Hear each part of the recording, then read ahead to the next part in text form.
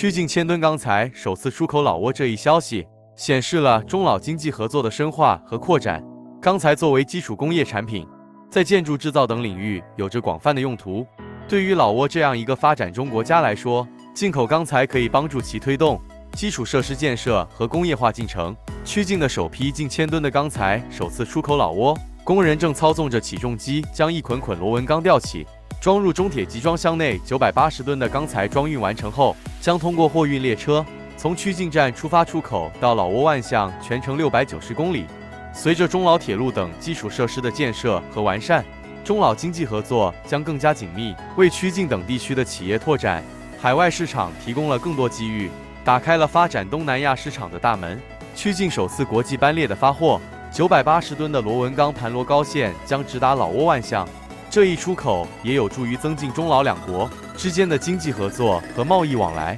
促进双方经济的共同发展。同时，通过这种经济合作，也可以促进中老两国之间的友好关系，增进两国人民之间的了解与交流。这次曲靖1000吨钢材首次出口老挝，标志着中老经济合作的进一步加深，为双方带来了新的合作机会和发展空间，有助于推动地区经济的繁荣与稳定。